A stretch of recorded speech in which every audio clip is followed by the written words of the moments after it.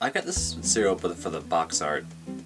Not because it's bad. I mean, it's cocoa flaked with marshmallows. It's gluten free. No, this got it for the little elephants, the baboon, and the toucan up there. Very cute. So, you know, good for me, I guess. Today's games are kind of weird on this game shout-out because they're really less of a game and more of an activity. I mean, it's not a bad thing. You can just call them games. They're interactive. They're things you can do for fun. But they're more writing aids than games, which is a perfectly valid thing. Because sometimes, if you're a writer or any kind of artist, you hit that wall. These games can help you unblock that, and then maybe get back on your creative track in a sense of, you know, writing something cool again.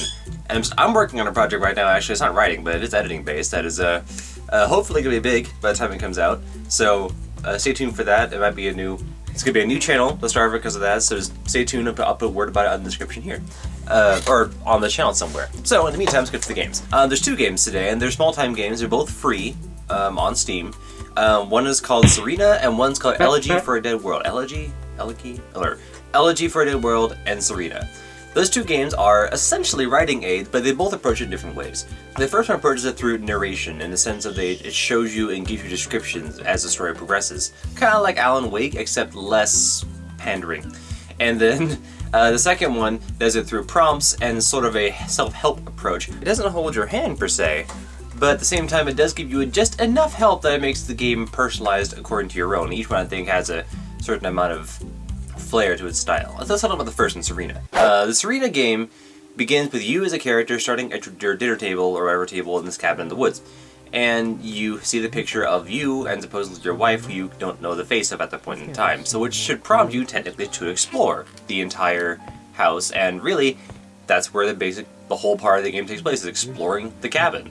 The whole game is narrated, so in this case you, the main character, the husband of the couple, goes around and he describes what the object meant to you or what they mean to you, and then you're supposedly a writer according to his description of how you examined the shells, but I really don't know. It didn't. I mean, maybe he's just like a book enthusiast, but that's fine. But either way, he's literary person thing. He's wordy. So moving on. The main point of the game is basically to explore and look around the entire house, and the best item to really prompt you to see what phase you're in is the religious text on the wall on the frame. The religious text changes depending on what. Actually, that's the first clue that you have to click on to see what part of what clues about your wife you remember, and that's basically the whole point of the game. Now that does sound boring, but this is where I find it interesting because the game is narrated entirely. I find it interesting because this game actually explores relationships that have already been done. The marriage is over. You as the husband are, in this case, you as a player are looking through the eyes of the husband who's already been through it, and now we're looking at the objects around the house, seeing what they meant to him.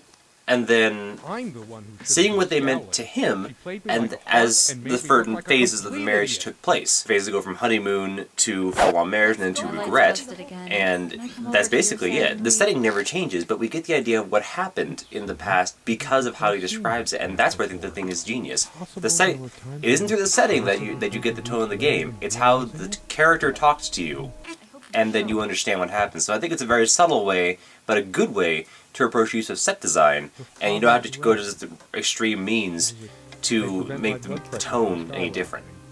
Now yes, it can get boring sometimes. After a while, like you will get lost sometimes as to what to explore, so just click on everything to explore it, and you will have to listen to a lot of humdrum narration. But it is a good narration because it's very descriptive narration of the entire scene.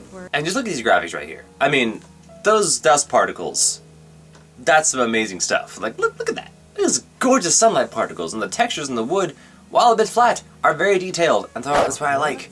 So, in that sense, it's a really good experience versus a game, but it still gets you in the mood to be wordy. And there is a twist at the end worthy of M. Night Shyamalan Ding Dong, so let me tell you. This game isn't all it's cracked up to be. I'm still processing what the ending was, and it's been like years since I played it, but I still remember it, because the game was... It's a one-off game, but it's still something you can't really forget. And I don't really want to get rid of from my Steam list, because it's something I kind of want to show later on to people and have them play, just for a brief bit of just confusion, but also maybe inspiration. Anyway, that's the first game. That's the narration example. The second example is Elegy for a Dead World. And this one is even harder to explain because I've only played it once. Like, really.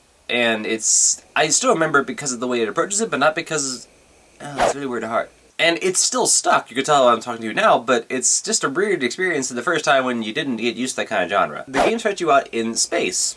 Literally, where you have to find one of 3 worlds, actually there are 3 worlds, but you have to go to one of 3 worlds based off of 3 well-known writers. Each world having a certain amount of different themes on the ways that it shows you the environment. The point of each world, actually, is to write a sort of short story based around certain locations that the writing prompts are given to you. Now, what I mean by writing prompts? I mean that certain sections as you're exploring these worlds, you will be given a certain symbol, and you will be told to write something, and you type a certain passage. Now, you can make this, and there's like 10 or 12, maybe per world, in different pieces of setting, with different pieces of scenery in between each one, or where they're located. So you might locate one next to a cryogenic tank of a creature you don't know. Or you might be in a ritual chamber that's burned out and destroyed. You never know. That's where the writing prompts take place. Hey, who's there? Oh, no one, okay. Hey, who's it? No, okay. Hey, hold on a second here. The challenge for you, as the player/writer, is to write a brief text description, and it could be a part of a short story from beginning to end, or it can just be like a descriptive passage based on where you write. Really, it's up to debate. You can write anything you want in this thing. You can write epic stories like this. This is Bob. Bob found a stick, and Bob was happy. But then Bob found a bigger stick, and Bob threw away the first stick, and then Bob was happy again. Don't actually write that, though. That would be very disappointing if you actually wrote that kind of passage. Moving on. That's the whole point, I think, basically to write the passages in general, and in the end they are collected into one big body of text, and then you can read them. So it encourages you, in a sense, to make it coherent, but you don't have to. And this is where I also find it interesting too. The way the game is sort of, I can't say scored, because there's no score system, but there is a rating system. At the end of each world, you are given the option to publish your work, in a sense, on a giant body of text online. And then there's 3 achievements in the whole game, each one being get 1,000 recommendations of your writing on each world. It doesn't have to be the top writing of that world, because there is, but as long as you are a lot of recommendations on your writing per world, you get the achievement of each section. Which I find interesting, because that means you're putting it up to the players to score the game. As far as I know, you have control whether or not you can take down your work or not, or I don't know if it's permanent. I haven't looked into that much. But regardless, I think it's interesting to put the players at the point of scoring a game, recommending which one's the best.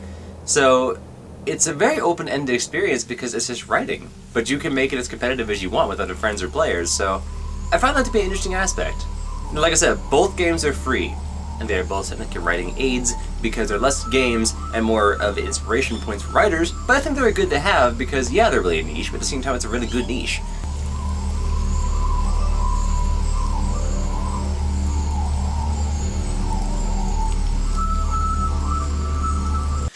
So yeah, I'd say go with it because those are the kind of games that you never see very much, and you play them once and it kind of sticks with you. So look them up on Steam. I don't think I have any links to them, or if I do, I'll put them in the description. And thank you for listening, and happy writing, all you writers out there, and I will see you next time. Bye. She was special. Contradictory. She didn't mind these. Actually, I think she was into them too.